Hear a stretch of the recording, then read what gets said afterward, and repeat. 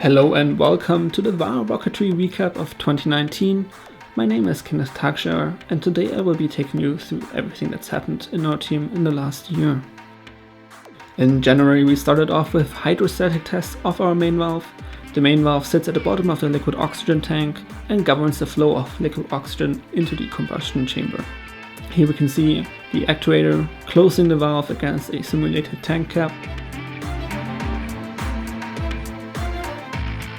In February we began construction of the tank caps.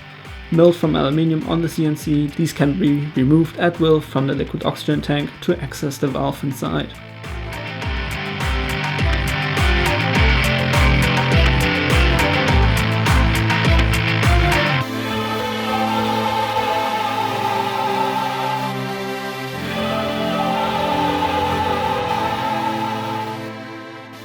In March we began preparation for our Olymp assembly. Olymp is the fluid system expansion to our Atlas test stand, which we have previously used to validate our combustion chamber at the DLR. We also began cryogenic testing of the main valve with liquid nitrogen. Liquid nitrogen here is used to simulate the liquid oxygen environment that the valve would be exposed to within the liquid oxygen tank.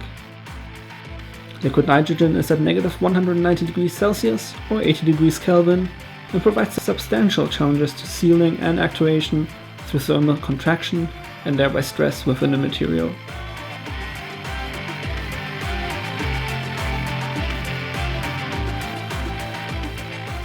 Here we can see liquid nitrogen evaporating as we open the valve, and warm air from the inside can flow into the liquid nitrogen bucket. This marked the first actuation of the valve submerged in liquid nitrogen.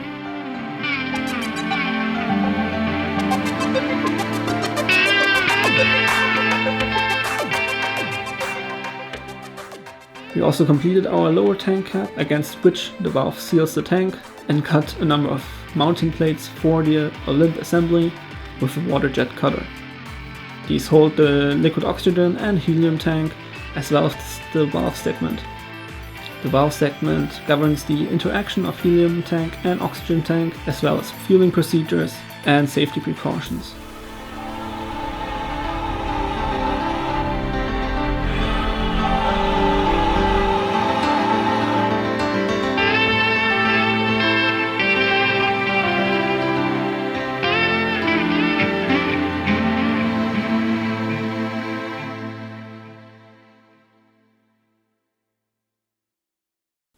In April we continued our cryogenic tests of the main valve, making further adjustments to reduce cycle fatigue and improve lifetime of the valve.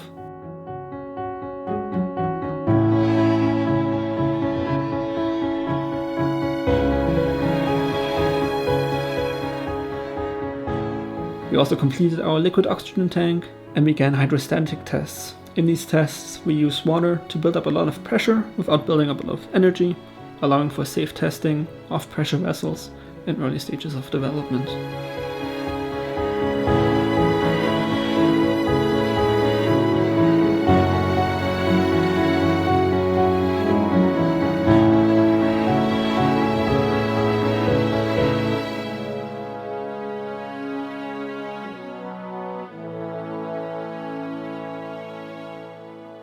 In May we completed Olymp as well as its valve segment.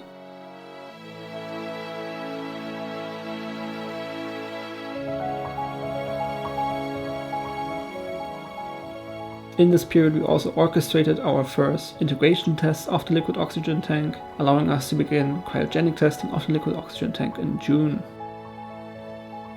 Here we can see the team carrying out the test stand to the test ramp for these tests.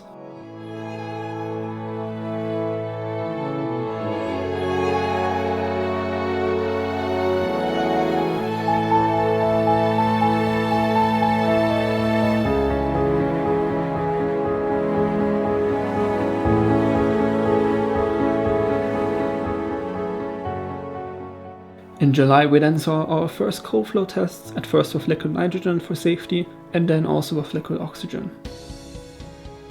These marked the first fully integrated tests of the fluid system testing the interaction of the high pressure helium used to pressurize the liquid oxygen tank, and then expelling its contents through the injector onto the test ramp.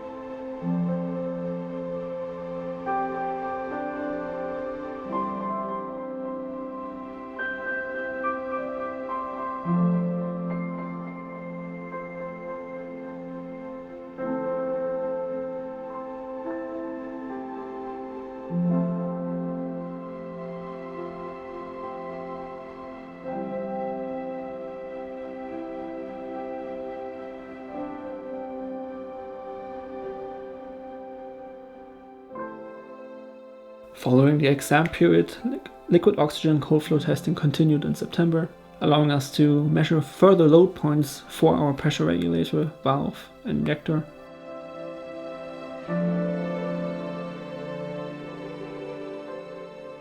In November, we then held a liquid nitrogen demonstration cold flow, which allowed us to share our work with the wider community at the Technical University of Munich.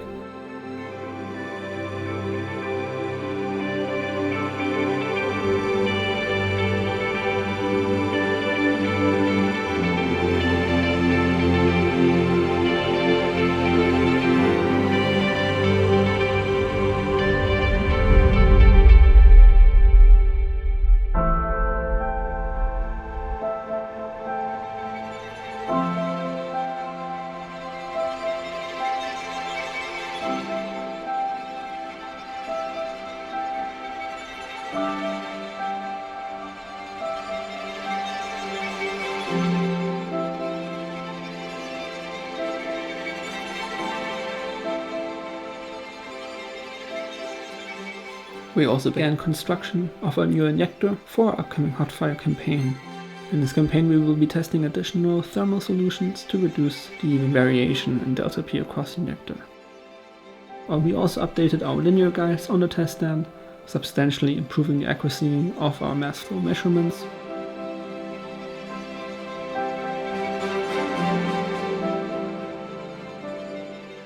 And then in December, across a 2-day test campaign, we were able to bring our cold flow test campaign to a close.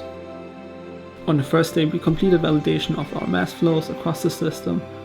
On the second day, of the pressure load points that we require for the upcoming hot fire campaign. Because in these tests we have no counter pressure from combustion in a combustion chamber, the flight pressure load points give us a significantly higher mass flow of around 5 kilograms of liquid oxygen per second. After an exciting 2019, we now look forward to 2020, which promises to be no less interesting. Currently, we are working towards combining our flight fluid system with the battleship combustion chamber, which was previously validated, to measure the performance of our fluid system within additional hot fire tests. With the data from these tests, we will then be constructing our flight combustion chamber, which will be later validated in an integrated test. If all goes well, we will see the EX3 rocket take flight before the year is out. If you like our content and would like to stay up to date, do please like and subscribe, and we'd love to bring you along for this journey.